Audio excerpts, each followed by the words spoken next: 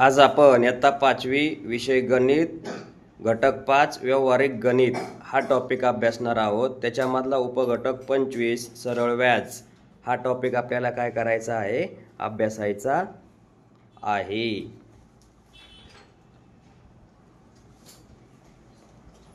पहिला आहे सरळ व्याज।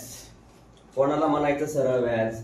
फक्त मुद्दलावर आकारल्या जाणाऱ्या व दरवर्षी सारख्याच असणाऱ्या व्याजाला सरळ व्याज असं म्हणतात। उदाहरणार्थ, तुम्ही 100 रुपये काय केलेत, या व्यक्तीकडून घेतलेले आहेत आणि तुम्हाला त्या 100 रुपयावरती काय करतो, 10 रुपये एक्स्ट्रा मागतो, ज्यादा मागतो, म्हणजे ते 10 रुपये काय झाले, व्याज। आणि तुम्ही घेतलेले 100 रुपये काय झाले, त्याची मुद्दल। आणि 1 वर्ष हा काय झाला, कालावधी, मुदत। कळलं? मग हे झालं सरळ व्याजाच्या बाबतीत। आता मुद्दल कोणाला म्हणायचंय, आता आपण चर्चा केली, मुद्दल कोणाला म्हणायचंय, कर्ज म्हणून घेतलेल्या, बघा तुम्ही मित्राकडून तुमच्या काय केले, कर्ज म्हणून घेतलेली रक्कम, किंवा बँकेत ठेवीदारानं, आता ठेवीदार म्हणजे कोण, तुम्ही बँकेत काय करता, पैसे ठेवता, तुम्ही म्हणजे तुमच्या घरचे काय करतात, बँकेत पैसे ठेवतात, किंवा बँकेतून काय करतात, काही कालावधीसाठी पैसे घेतात, त्याला मुद्दल म्हणायचं। पण बँक आपल्याला त्याच्या बदल्यात काय करते, व्याज आकारते। म्हणजे तुम्हाला फुकट पैसे देते का, नाही, तुम्हाला तुमची गरज भागण्यासाठी काय केले जाते, पैसे दिले जातात, त्याच्यावर बँक काय करते, व्याज घेते। मग इथं त्यांनी म्हटलंय ठेवीदार किंवा खातेधारक। आता तुमच्या घरच्यांचे काय असणार, बँकेमध्ये खातं असेल, कोणाचं SBI बँकेत असेल, महाराष्ट्र बँकेत असेल, त्याच्यानंतर पंजाब नॅशनल बँकेत असेल, सारस्वत बँकेमध्ये असेल, काही खासगी असतात, काही सरकारी असतात बँका।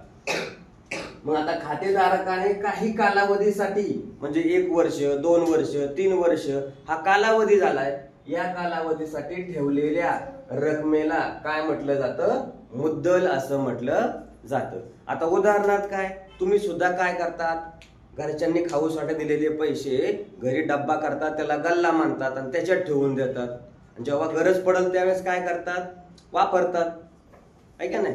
पण त्या गल्ल्यातली जी काही रक्कम असेल, ती रक्कम तुम्ही जर तुमच्या घरच्यांना दिली तर तुम्ही काय म्हणता घरच्यांना, एवढी रक्कम देते, पण त्याच्या बदल्यात मला आणखीन तुम्ही काय करायचे, 10-20 रुपये वाढवून द्यायचे, बरोबर। मग 10-20 रुपये तुम्ही त्यांच्या बदल्यात घेतले, म्हणजे ते 10 रुपये काय झालं, व्याज। आणि तुम्ही घरच्यांना जी रक्कम दिली ती काय झाली, मुद्दल।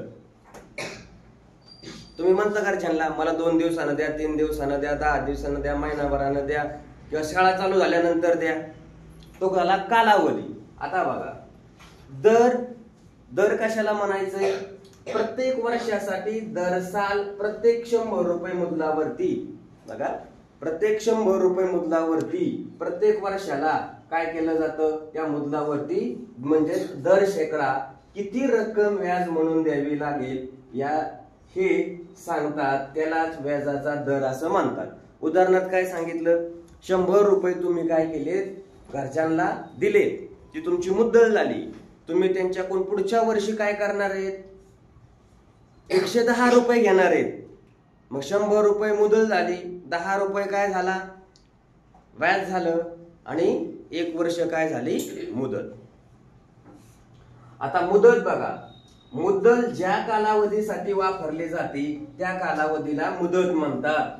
म्हणजे तुम्ही पैसे जे घेतले ते किती दिवस तुमच्याकडे ठेवणार आहात, हा कालावधी म्हणजे त्याला काय म्हणायचं, मुदत असं म्हटलं जातं। त्यालाच काळ पण म्हटलं जातं। कळलं? मुदत म्हणतात, काळ पण म्हटलं जातं। हे झालं सरळ व्याज, मुद्दल, दर आणि मुदत।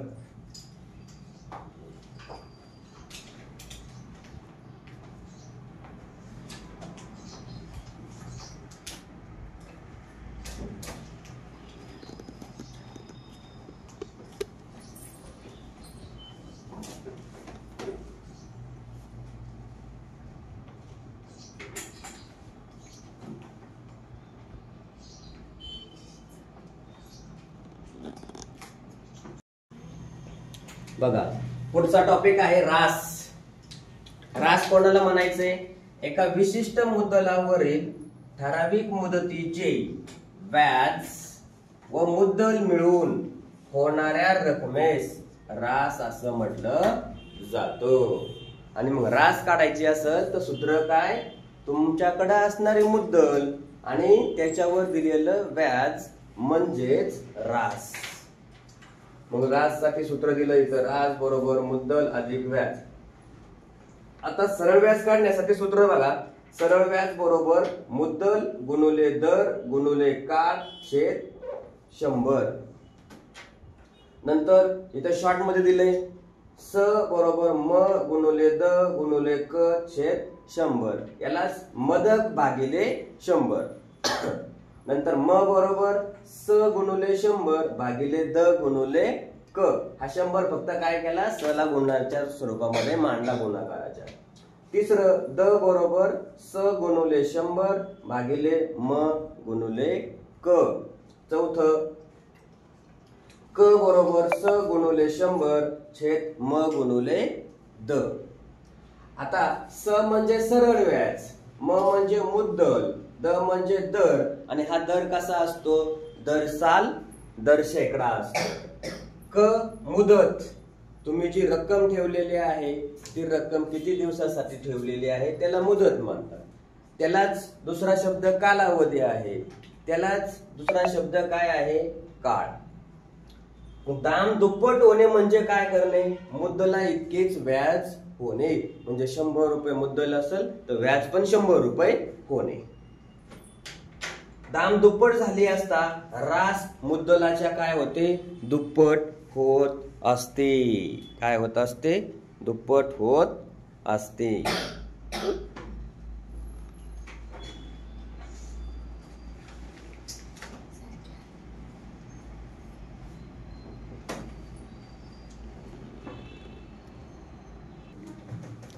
बघा, सरळ व्याज या घटकावरती आपण काय करणार आहोत? आता उदाहरण अभ्यासणार आहोत, सोडवणार आहोत. लक्ष द्यायचं. काय काढायला सांगितलं त्यांनी? सरळ व्याज. आपण आधी काय करूया? त्यांनी जे जे दिलंय ना ते आधी व्यवस्थित मांडून घेऊया. बघा, दर साल दर शेकडा म्हणजे काय दिलं रे? दर किती दिलाय? 10. नंतर रुपये 6000 मुद्दल, मुद्दल म्हणजे काय दिलं? म किती दिले? 6000 रुपये. बर, क मुद्दलाचे 1 वर्षाचे. आता इथं काय दिलं त्यांनी? क कालावधी किती दिला? 1. आणि काय काढायला सांगितलंय? सरळ व्याज म्हणजे स. या गोष्टी कळल्या इथपर्यंत? आता काय सूत्र? हे बघा,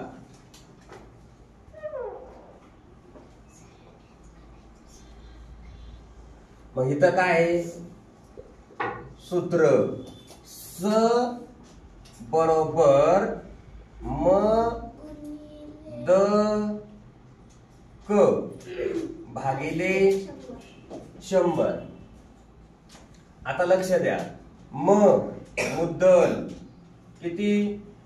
6000 गुणुले दर किती? 10 गुणुले क किती? 1 भागिले 100. बरोबर? त्या फक्त काय केल्या तुम्ही? किमती टाकल्या. आता काय होतं बघा, हे 2 शून्य हे 2 शून्य काय झाले? कॅन्सल. जे राहिलंय ते घ्यायचं. कोण राहिलं? 60 गुणुले हा 1 गुणुले 10 किती आले? 10. इकडं पहा, 60 गुणुले 10 किती आले? 600. हे काय झालं? सरळ व्याज. काय झालं? सरळ व्याज. आता यालाच एक शॉर्टकट आहे ना, तो शॉर्टकट पण मी तुम्हाला काय करतो इथं सांगून देतो. हे उत्तर झालं बरं का रे तुमचं. आता याला काय म्हणणार आहेत आपण? याच्या खाली लक्ष द्या. सूत्रामध्ये किती आहे? 100 आहे, 2 शून्य. इथं उत्तरामध्ये किती आलेले आहेत? 6000 आहेत. इथं 3 शून्य. मग डायरेक्ट जर करायचं असेल तर काय करायचं? ह्या मुद्दलामधून काय करायचे? डायरेक्ट. इथं मी तुम्हाला शॉर्टकट काय शॉर्टकट आहे ते इकडे लक्ष द्या. इथं 100 आहे ना, ह्याच्यातल्या मुद्दलातले डायरेक्ट 2 शून्य आहेत ना, ते 2 शून्य काय करायचे, काढायचे. सरळ व्याज बरोबर याच्यातले 2 शून्य काढायचे. 60 गुणुले हा दर गुणुले हा कालावधी यांचा गुणाकार करायचा. किती आला, 600. झालं उत्तर. कळलं? झालं. याचं उत्तर आहे सरळ व्याज डायरेक्ट. शॉर्टकट मध्ये काय केलं होतं मी, डायरेक्ट काय केलं होतं, मुद्दलामधले 2 शून्य कमी केले. का कमी केले, मी चालले इथं छेदस्थानी 100 आहेत म्हणून हे 2 शून्य कमी केले. तुमचं डायरेक्ट काय करायचं, वरच्या तिन्ही संख्यांचा गुणाकार करायचा. ते तुमचं उत्तर काय होऊन जाईल, मिळून जाईल.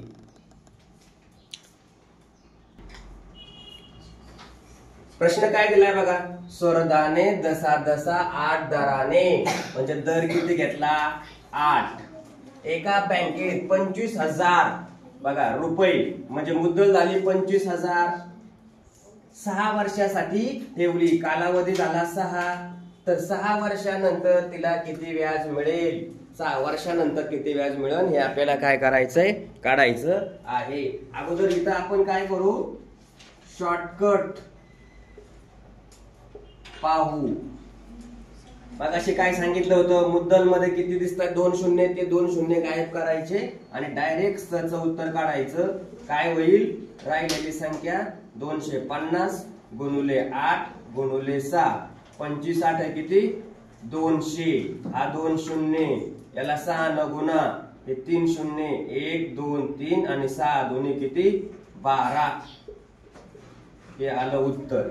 सरळ व्याज किती हजार, 12,000. आता आपण सूत्रानुसार जाऊया.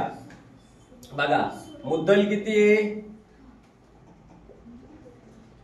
25,000, दर किती आहे, 8, कालावधी किती काढायचा आहे, 6 भागिले किती, 100.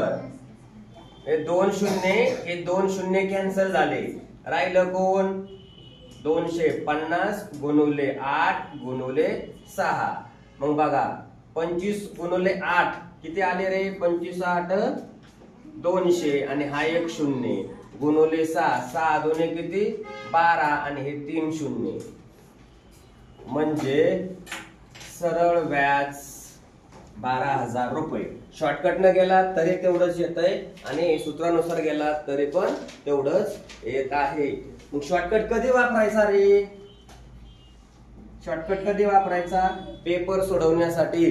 जर त्यांनी तुम्हाला इथं मुद्दल ही कशामध्ये दिलेली असेल, पूर्ण संख्येत, म्हणजे 1,225 अशी नाही तर किती, 25,000 10,000 20,000 लाख अशी जर दिलेली असेल तर फक्त वरच्यातले 2 शून्य कमी करायचे आणि मग ह्या तिन्ही संख्यांचा गुणाकार करायचा.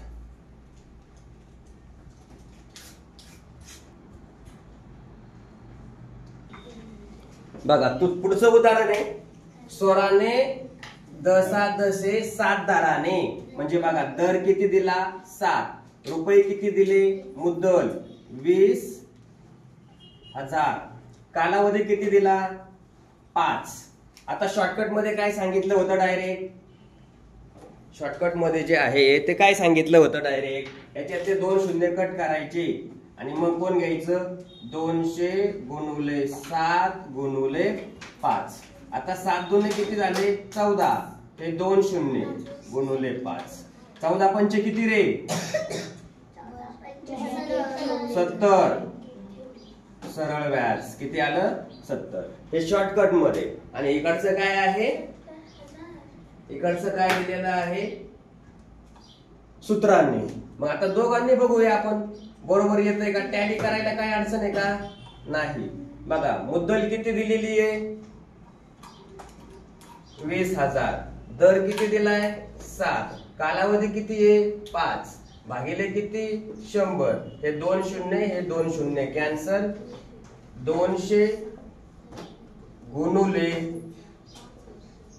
35, 7 5 35 आणि 35 दुने किती झाले, 70 आणि हे 2 शून्य, झालं उत्तर 7,000. म्हणजे सरळ व्याज किती भेटलं तिला, स्वराला, 7,000 रुपये.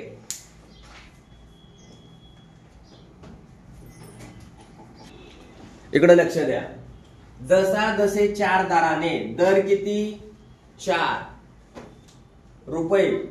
किती मुद्दल किती दिलेली 5,000 रुपये. मुद्दल किती दिली त्यांनी आपल्याला 5,000 रुपये दिलेली आहे. 5,000 रुपये. सरळ व्याज बघा आता सरळ व्याज दिले मुद्दलाच्या दुप्पट आहे. कोणाच्या दुप्पट आहे मुद्दल. मुद्दलाच्या दुप्पट सरळ व्याज आहे. म्हणजे मुद्दल किती आहे रे 5,000 गुणुले 2 म्हणजे उत्तर किती येणार 10,000 येईल. 5,000च्या दुप्पट मुद्दल सरळ व्याज मुद्दलाच्या दुप्पट आहे 10,000 झालं. आता काय काढायचंय किती वर्ष कालावधी काढायचा आहे म्हणजे क बरोबर.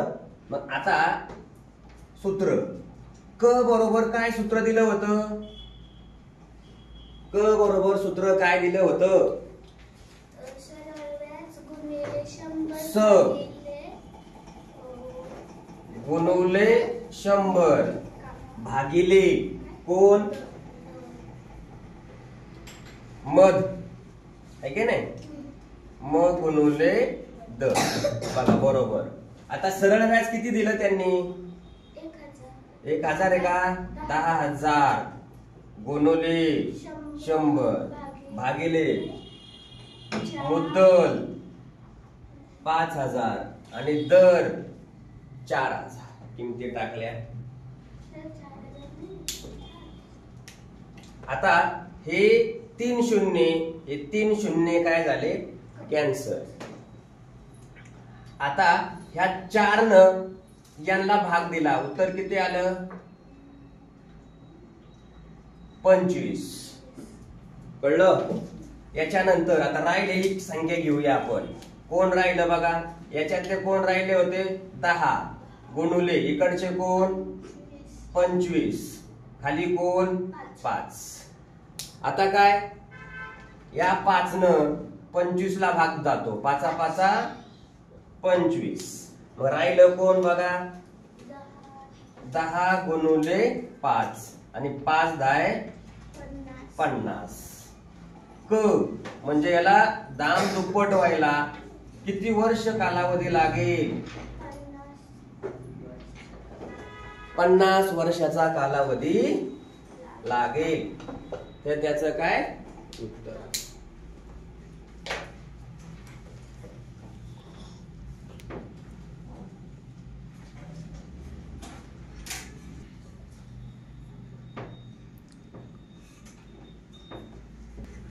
बघा प्रश्न काय दिलाय दीपने. अगोदर आपल्याला काय करता येईल बघा उत्तर लिहायचंय ना आधी इकडं दीप म्हणून.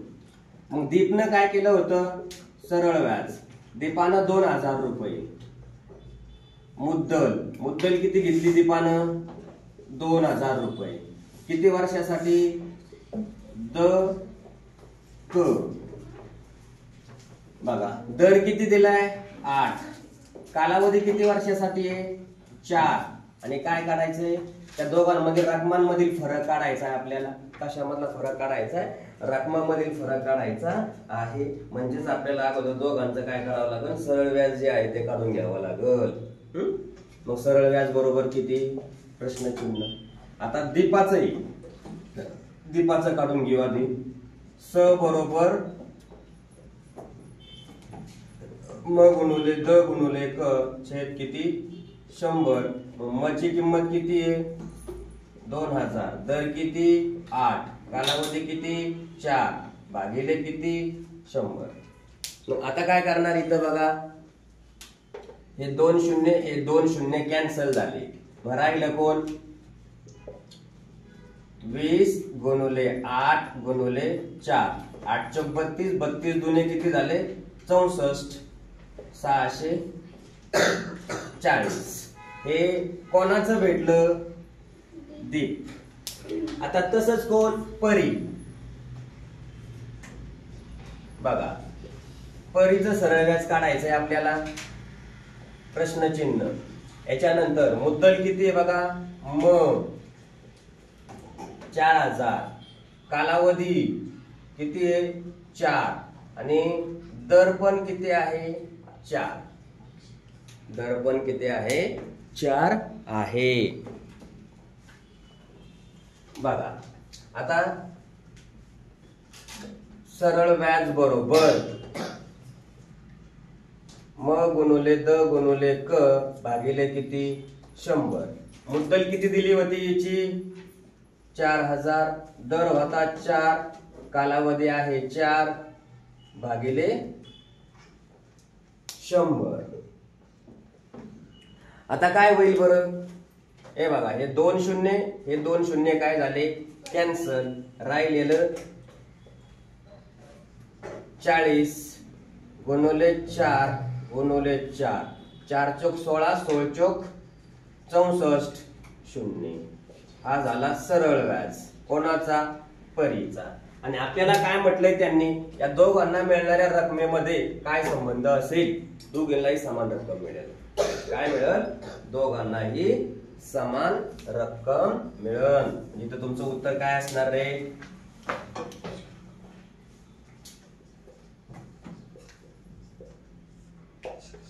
दोघांना समान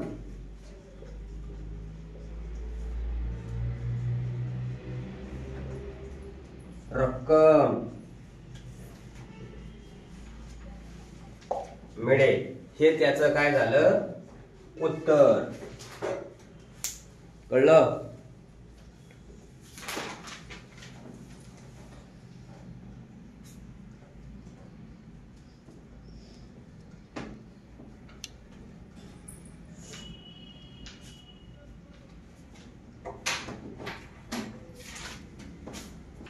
बघा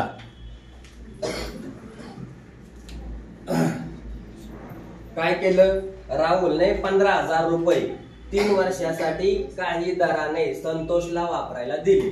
बर, संतोषने त्याला 4,500 रुपये काय दिलेला आहे? व्याज.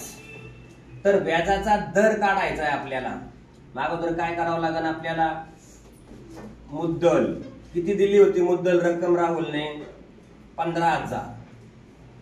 किती वर्षासाठी दिली होती? क 3. बर, द काय करायचं आहे? काढायचं आहे. त्याच्या बदल्यात संतोषने त्याला किती व्याज दिलं? 4,500 रुपये दिलेले आहे. पण आपल्याला काय करायचं? सूत्र दर काढण्यासाठी सूत्र काय होतं? दर काढायला सूत्र काय दिलं? स गुणुले 100 भागिले म गुणुले क. बघा आपल्याला काय काढायचं आहे? दर बरोबर स. आता स ची किंमत किती दिली होती? 4,500 गुणुले 100 भागिले मुद्दल किती दिलेली त्यांनी? 15,000 आणि कालावधी किती दिलेला आहे? 3. आता काय करायचं? लक्ष द्या. हे 2 शून्य, हे 2 शून्य कॅन्सल. हा 1 शून्य, हा 1 शून्य याच्यातला काय झाला? कॅन्सल झाला. जे राहिलेली आहेत ते घेऊया. 45 खाली बघा 15 गुणुले 3 मग 450. 15 त्रिक किती झाले? 45. आता या 45 न 450 ला काय करायचं? भागायचं. यानं याला भागलं तर उत्तर किती आलं? 10. 45 × 45 आणि 1 शून्य म्हणजे किती उत्तर आलं? दर आला 10. हे त्याचं काय झालं? उत्तर.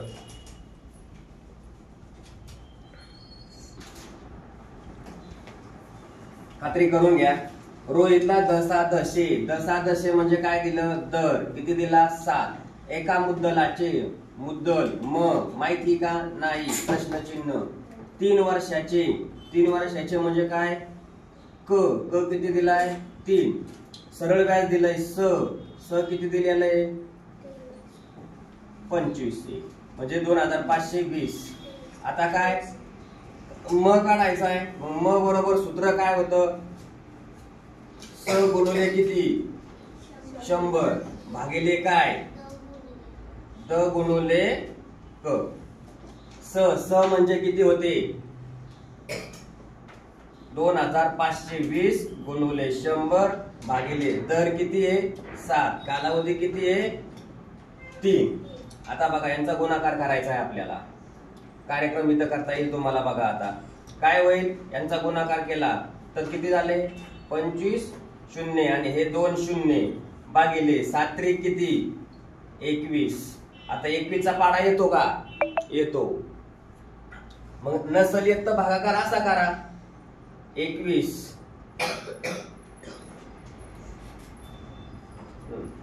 आता 25,000. बघा आता काय झालं? 21 ने याला भागितलं. 21 एक 21 किती आलं? 4 आणि 21 दुने किती? 42. शून्य हे वरचे 3 शून्य आहे तसेच जातील. म्हणजे बघा उत्तर किती आलं? हे काय भेटलं? मुद्दल किती भेटली? 12,000 रुपये. घ्या लिहून. ज्यांची आली नाही त्यांनी लिहून.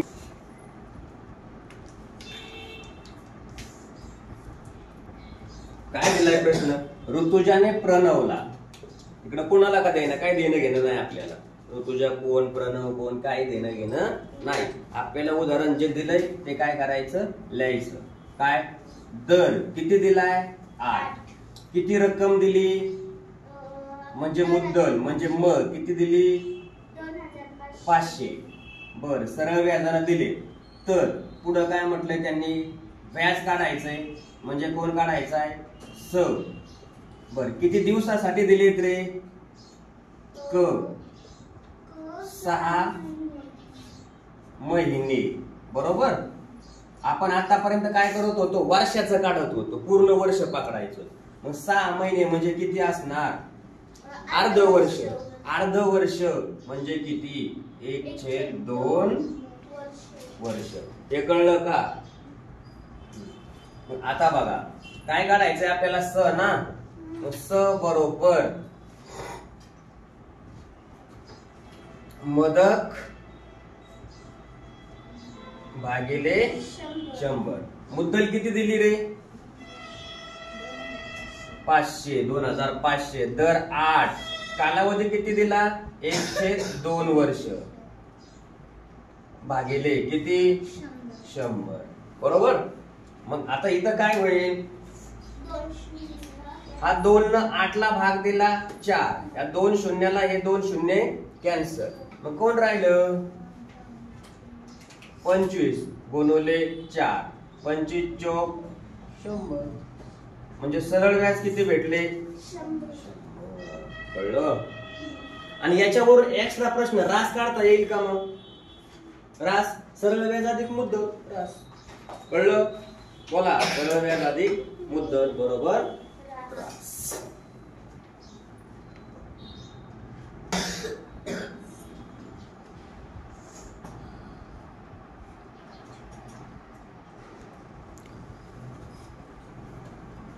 आधी समजून घ्या.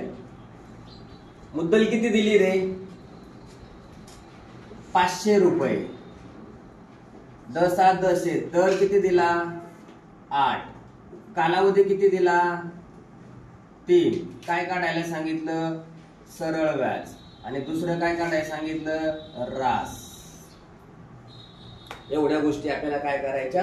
काढायच्या. मग डायरेक्ट तुम्हाला सरळ व्याज काढता येईल ना? आहे की नाही? अगोदर काय करूया? सरळ व्याज बरोबर मदक भागिले 100. मुद्दल किती होती? 500. दर किती होता? 8. कालावधी किती आहे? 3 भागिले किती? 100. हे 3 शून्य सॉरी 2 शून्य हे 2 शून्य कॅन्सल. 5 गुणिले 8 गुणिले 3. 8 पंचे 40 गुणिले 3. 4 त्रिक 12. 120. सरळ व्याज. आता रास काढायची ना आपल्याला. मग रास बरोबर काय होतं? म अधिक स. मग किती होतं रे? 500. आता स किती आलं? 120. मग दोघांची बेरीज 620. ही कोण भेटली? रास. कळलं? रास कशी काढायची ती?